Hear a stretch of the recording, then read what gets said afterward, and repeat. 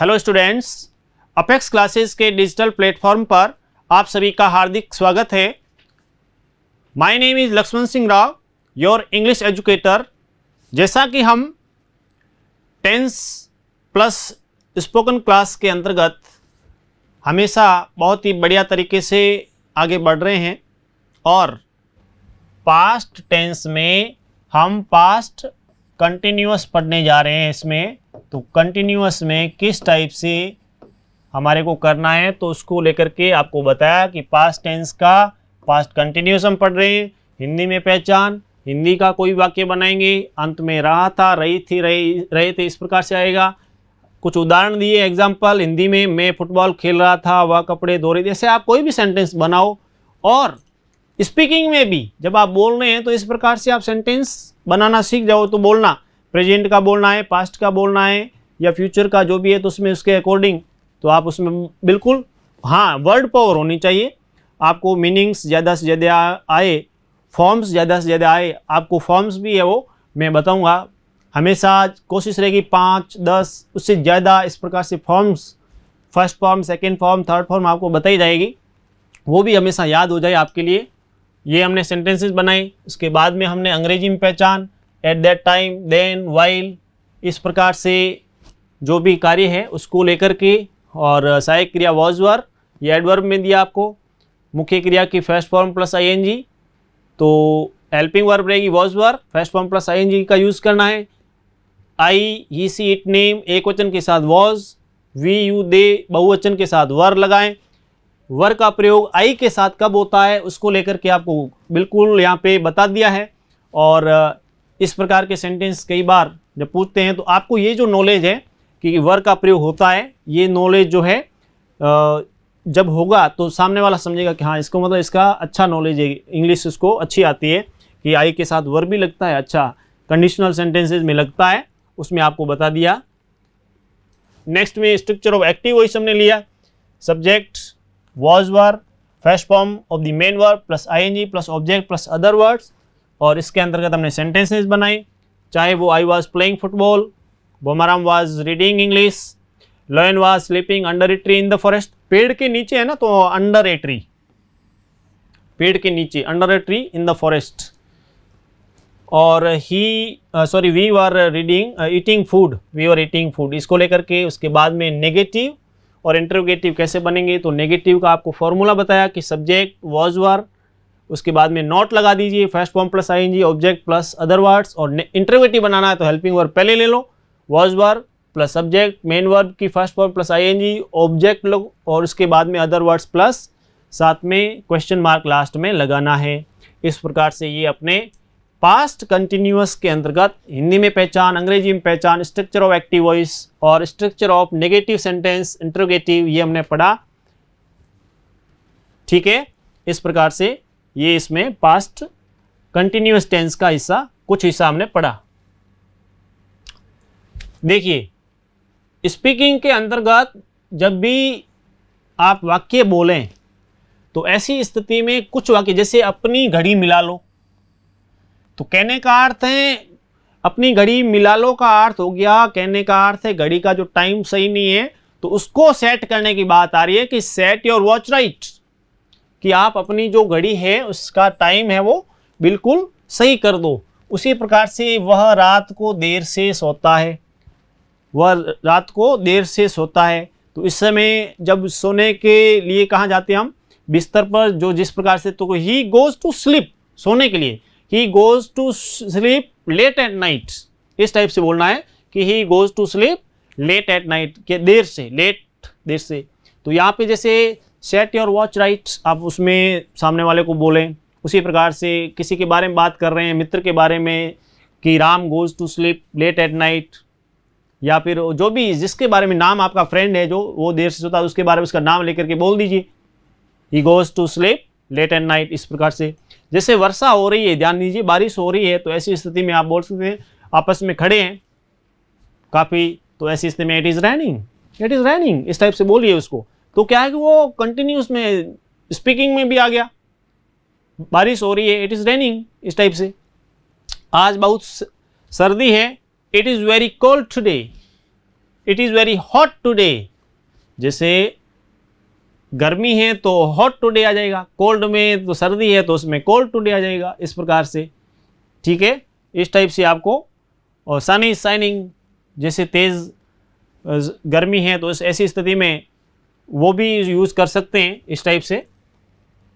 Next में जैसे बिजली कड़क रही है, बिजली जब कड़कती है उसको कड़क रही है कंटिन्यूस के अंतर्गत, तो उसमें इट इज़ थंडरिंग, बिजली कड़कने को थंडर बोला जाता है, इट इज़ थंडरिंग, बिजली कड़क रही है।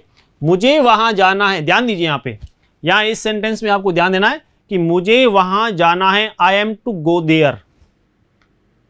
ये तो हो गई आपकी इच्छा के अनुसार कि मुझे वहाँ जाना है, I am to go there, आप अपनी इच्छा से जा रहे हैं, तो ऐसी स्थिति में I am to go there. और वहाँ आपको जाना पड़ा, आपकी मजबूरी हो गई एक प्रकार से, तो ऐसे में ऐसी स्थिति में I have to go there का प्रयोग होगा, I have to go there, मुझे वहाँ जाना पड़ा। वो एक प्रकार आपकी इच्छा के विपरीत हुआ, आप जाना नहीं चाहते थे लेकिन फिर भी जाना पड़ा, तो इसी प्रकार से। ठीक है, मुझे वहाँ जाना पड़ा, तो ये sorry I am to go there, I have to go there, मुझे वहाँ जाना पड़ा। और यहाँ पे ध्यान दीजिए पास्ट टेंस के अंतर्गत है तो उसमें आपको यूज करना है कि I had to go there, इस टाइप से।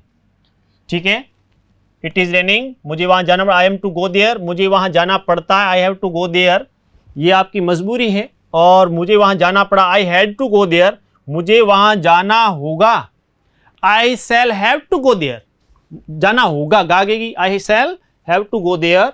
तो इस स्थिति में इस टाइप से ये जो सेंटेंस है, कभी आप जो डेली लाइफ में हम यूज़ करते हैं, मुझे जाना पड़ा या फिर मुझे जाना है, ठीक है, तो उसमें क्या ध्यान रखने की ज़रूरत है कि यदि आप अपनी इच्छा से जा रहे हैं तो ऐसी स्थिति में I am to go there, आपकी मजबूरी है एक प्रकार से कि जाना ही है, क्या करें, जाना पड़ेगा, तो ऐसी स्थिति में वो, तो मुझे वहाँ जाना पड़ता है तो I have to go there हो गया, मुझे वहाँ जाना पड़ा भूतकाल की बात हो गई तो I had to go there, और मुझे वहाँ जाना होगा, I shall have to go there, यानी वहाँ जाना ही होगा मुझे, तो इस टाइप से। तो ऐसी स्थिति में इस प्रकार से सेंटेंस यूज़ किया जाएगा, इसका ध्यान रखना है।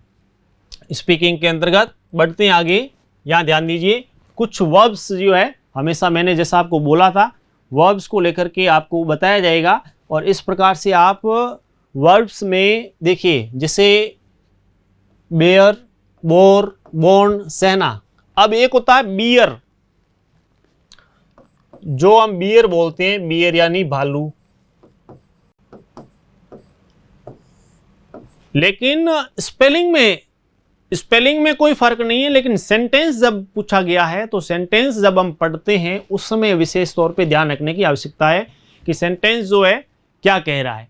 कई बार जैसे ओल्ड शब्द है, बियर, ये जो है ना बियर और बेयर, अकॉर्डिंग टू सेंटेंस पढ़ा जाएगा कि सेंटेंस भालू की बात कर रहा है या किसी बात को सहन करने की बात कर रहा है या कोई जन्म से संबंधित बात कर रहा है। तो ऐसी स्थिति में देखिए बियर, बोर, बॉर्न, तो यहाँ पे लास्ट थर्ड फॉर्म में BORN आएगा, तब सहना हो गया, लेकिन बियर, बोर, बॉर्न, BORN जो जन्म है उसको लेकर के ऐसी स्थिति में ये यूज किया जाएगा। बिकम, बिकेम, बिकम होना, I want to become an IAS, इस टाइप से कि मैं IAS बनना चाहता हूँ, इस प्रकार से ऐसी स्थिति में आपको बिकम शब्द यूज करते हैं जो मेन वर्ब के रूप में। बीट, बेट, बीटन, पीटना, बीट, बेट, बीटन, उसको लेकर के। बात, बात, स्नान करना, देखिए टेक बाथ शब्द यूज होता है वैसे, I take bath daily early in the morning, उसी प्रकार से आप जैसे है ना कि मैं वो सुबह जल्दी स्नान करता हूं तो टेक बाथ शब्द यूज करते हैं, बात वैसे स्नान करना इस रूप में। बेगिन, बिगेन, बिगन यानी आरंभ करना कोई भी, तो इसमें ध्यान दीजिए बेगिन, बिगेन, बिगन। अब इसको जब पढ़ते हैं तो उस समय जैसे ये है, इसको हम बेयर, बो, बोर्न, सेना, बियर, बोर, बोर्न, जन्म देना, इस प्रकार से। बिकम, बिकेम, बिकम बनना, बीट, बेट, बीटन पीटना, बाद, स्नान करना, बेगिन, बिगेन, बिगन आरंभ करना, इस टाइप से आपको एक प्रकार से राग में जब आप फॉर्म्स को इस प्रकार से रिपीट करेंगे तो इस टाइप से ऑटोमेटिकली याद हो जाएगी। फर्स्ट सेकंड थर्ड तीनों फॉर्म याद हो जाएगी, साथ में उसका मीनिंग भी याद हो जाएगा, उसका अर्थ क्या है वो याद हो जाएगा। ये है प्रैक्टिस की चीज़, प्रैक्टिस की है। और फॉर्म्स जो भी आपको हमेशा बताते हैं, इसको यदि आप नोट डाउन करते हैं, और आपको बता दूं कि यदि इसको आप पढ़ते हैं वापस रिपीट करते हैं तो ऐसी स्थिति होगी कि आपको बिल्कुल ऑटोमेटिकली आएगा कि इसकी सेकेंड फॉर्म क्या है, थर्ड फॉर्म क्या है। ये एक नया तरीका है। नेक्स्ट में देखिए, जैसे बेंड, बेंट, बेंट झुकना, बिड, बेड, बिडन आज्ञा देना, बाइट, फॉरबिड जैसे आता ना फॉरबिड, तो उसमें मना करना होता है, लेकिन यहाँ पे बिड आज्ञा देना। बाइट, बिट, बिटन दांत से काटने के लिए बाइट शब्द यूज करते हैं। बाइंड, बाउंड, बाउंड कोई भी बांधने को लेकर के। ब्लो, ब्ल्यू, ब्लाउन यानी हवा चलना, बजाना, ब्लो और हवा चलना। ब्रेक, ब्रोक, ब्रोकन तोड़ना, इसको लेकर के। तो देखिए इस टाइप से यदि वर्ब्स है इसमें, तो उसमें भी कि बेंड, बेंट, बेंट झुकना, बिड, बेड, बिडन आज्ञा देना, बाइट, बिट, बिटन काटना, जो दांतों से काटने की बात है। बाइंड, बाउंड, बाउंड बांधना, ब्लो, ब्ल्यू, ब्लाउन हवा चलना, इस पर ब्रेक, ब्रोक, ब्रोकन तोड़ना। इस टाइप से आप उसको एक राग के तौर पे उसको हमेशा यूज कीजिए, तो उसमें क्या है कि बहुत अच्छे तरीके से आपको याद होगा। ये फॉर्म्स की बात है। और जैसे बिहोल्ड, बिहेल्ड, बिहेल्ड देखना, बिहोल्ड, बिहेल्ड, बिहेल्ड देखना। बिल्ड, बिल्ट, बिल्ट बनाना। बर्न, बंट, बंट जलाना। ब्लीड, ब्लेड, ब्लेड खून निकलना, ब्लीड्स, ब्लेड, ब्लेड, वैसे खून को ब्लड बोलते हैं, उसी से ये बना ब्लड के बाद में इसे ब्लीड, ब्लेड, ब्लेड। ब्लड तो खून हो गया, लेकिन उस खून का निकलना, बहना, उसके लिए ब्लीड, ब्लेड, ब्लेड। और यहां तक ये अपने कुछ मैंने आपको फॉर्म्स लिखाई। उसके बाद में कुछ ऐसे आपको यहाँ पे फ्रेजल वर्ब के टाइप से, इडियम्स के टाइप से जो कंपटीशंस के अंतर्गत पूछे जाते हैं, चाहे वो उसमें फर्स्ट ग्रेड का एग्ज़ाम हो उसमें पूछते हैं। आप देखेंगे एनडीए के अंतर्गत, उसके अंतर्गत भी, रीट के एग्ज़ाम के अंतर्गत भी कुछ इस प्रकार के सेंटेंस आ जाते हैं, हम समझ नहीं पाता कि इसका अर्थ क्या है। ऐसी स्थिति में ये आपके एयरफोर्स आदि में सवाल आते हैं, जैसे नाउ एंड अगेन, इसका अर्थ होता कभी कभी, कभी कभार, नाउ एंड अगेन। तो ऐसी स्थिति में वर्ड सेंटेंस के अंदर यदि ये शब्द आ गया, तो ऐसी स्थिति में हमारे को जब तक उसका अर्थ याद नहीं है तब तक हम उसका मीनिंग समझ नहीं पाएंगे और उत्तर गलत हो जाता है। नाउ एंड अगेन मीन्स कभी कभी। All in all, all in कहते हैं, ये तो ऑल इन ऑल है, यहाँ पर ये सर्वे सर्वा है, सब कुछ इसके हाथ में। इसी प्रकार से बैक एंड बेली, अभी सीधा ऐसे जाएंगे तो बैक यानी पीठ होगी, बेली यानी पेट, तो यहां इसका अर्थ है कपड़ा और रोटी। बैक एंड बेली, कपड़ा, रोजी रोटी जो भी है, कपड़ा और रोटी, उसको लेकर। बैग एंड बैगेज, तो बोरिया बिस्तर के साथ, bag and baggage. He went away with bag and baggage, वो यहाँ से है वो बोरिया बिस्तर के साथ चला गया। ब्रेड एंड बटर, रोजी रोटी, आजीविका जो होती है हमारी की, उसको ब्रेड एंड बटर बोलते हैं।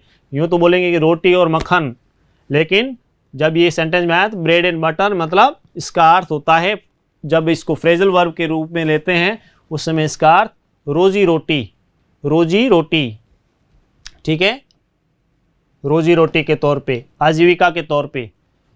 चौक and block, chock and block मतलब टेढ़ी मेढ़ी, अस्त व्यस्त, अस्त व्यस्त कह सकते हैं, टेढ़ा मेढ़ा कह सकते हैं, चौक एंड ब्लॉक इस टाइप से, तो वो टेढ़े मेढ़े के लिए हो गया।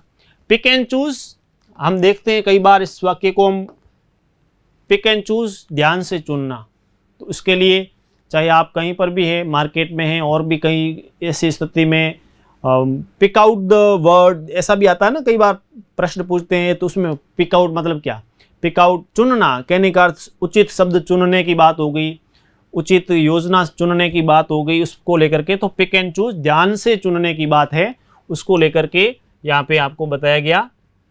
नेक्स्ट में देखिए fair and square, fair and square, शुद्ध और उचित, शुद्ध और उचित। जैसे स्क्वायर होता है ना, चारों तरफ एकदम कैसे लाइन होती है अप टू डेट, उसी प्रकार से फेयर एंड स्क्वायर, शुद्ध और उचित की बात। Flux and reflux, flux and reflux यानी वाद विवाद, कोई भी वाद विवाद है उसके लिए फ्लक्स एंड रिफ्लक्स शब्द का यूज़ करते हैं फ्रेजल वर्ब के तौर पे इसको। यहाँ नेक्स्ट में देखिए, जब भी आप बोलते हैं उस समय तो गुडी गुडी, ही इज़ लुकिंग गुडी गुडी, मतलब दिखने में तो ऊपर से अच्छे हैं लेकिन इनर सेंस जो है आंतरिक तौर पे बहुत गड़बड़ होते हैं। तो ऊपर से अच्छे दिखाई देने वाला जो लोग हैं उनके लिए गुडी गुडी, गुडी गुडी शब्द बोलते हैं। गुडी गुडी मीन्स ऊपर से, कहने का अर्थ है व्यवहार में ऐसा इस टाइप से बनावटीपन होता है, लगता है कि हाँ भी भला आदमी है लेकिन होता नहीं है। ऐसी स्थिति में तो ऊपर से अच्छे दिखाई देने वाले लोग जो है गुडी गुडी उनके लिए यूज़ किया जाता है। ये तो आपको पक्का याद हो गया है कि हाँ गुडी गुडी शब्द का अर्थ क्या है। हौज पौज, देखिए हमारी यहाँ पर ये लोकल लैंग्वेज में कई बार कहते हैं वो हौच पौच हो गया, कहते हैं ना हौच पौच हो गया। अरे हौच पौच वो ही है, हौज पौच गड़बड़ अस्त व्यस्त जो भी है, गड़बड़ करना अस्त व्यस्त हो जाना, उसके लिए हौज पौच ये सब ये चीज़ होती है। कोई खाना वगैरह है उसके लिए भी तो उसमें भी हौज पौच शब्द का यूज़ कर सकते हैं। खाने के अंदर जो सेंटेंस यदि आप बोलते हैं तो उसमें भी हौज पौच शब्द का यूज़ कर सकते हैं। और ये लोकल लैंग्वेज में भी इस टाइप से बोलते हैं, लेकिन उनको ये ध्यान नहीं कि ये इंग्लिश का शब्द है, ये भी एक तो हमें ध्यान होना चाहिए। जैसे गुडी गुडी में आपने याद किया तो हौज पौज कैसे बोला जाएगा। हम्प्टी डम्प्टी, आपने ये देखा होगा एक पोएम है हम्प्टी डम्प्टी, उसको बोलते हैं Humpty Dumpty sat on wall. Humpty Dumpty का अर्थ होता है लड़खड़ाता हुआ, वास्तविक अर्थ उसमें लड़खड़ाता हुआ है और हमें उसका ध्यान नहीं है। हम बोलते जो हम्प्टी डम्प्टी, क्या हम्प्टी डम्प्टी यानी लड़खड़ाता हुआ। Of and on, of and on जब तब, जब तब कभी कभी जो भी है जो उसमें जब तब होना उसके लिए off and on. Tittle tattle, tittle tattle फुसफुस करना, फुसफुस करना उसके लिए टिटल टेटल शब्द का यूज़ होता है। इस प्रकार से ये सेंटेंस यूज़ किया जाता है। इन चीज़ों को आप वापस एक बार देख लीजिए, दृष्टि डालिए। फेयर एंड स्क्वायर शुद्ध और उचित, फ्लक्स एंड रिफ्लक्स वाद विवाद, गुडी गुडी ऊपर से अच्छे दिखाई देने वाले जो लोग हैं उनके लिए गुडी गुडी शब्द यूज़ करते हैं। हौज पौज कोई भी गड़बड़ करना उसके लिए हौज पौज शब्द यूज़ होता है। हम्प्टी डम्प्टी यानी लड़खड़ाता हुआ उसके लिए। ऑफ एंड ऑन यानी जब तब उसके लिए हम इसे, और टिटल टेटल मतलब फुसफुस करना, इस प्रकार से इसका यूज़ करते हैं। बढ़ते हैं आगे। इसमें देखिए आपको किस प्रकार से आज हमने जो पढ़ा है पास्ट कंटिन्यूअस के अंदर का तो है ही, साथ ही साथ देखिए इंग्लिश में हमने ये पढ़ा और इसमें आपको कुछ वर्ड्स दिए जा रहे हैं जिसके बारे में आप बताएंगे कि इसको क्या कहते हैं। जैसे सुई, उसी प्रकार से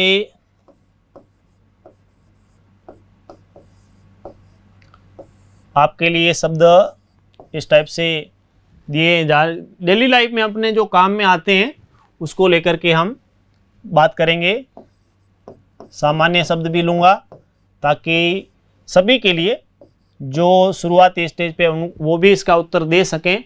इस टाइप से हम यूज़ करेंगे। सुई है, जलेबी है, बाजार है, उसी प्रकार से हमारे शरीर का एक हिस्सा कनपट्टी, उसको क्या कहते हैं,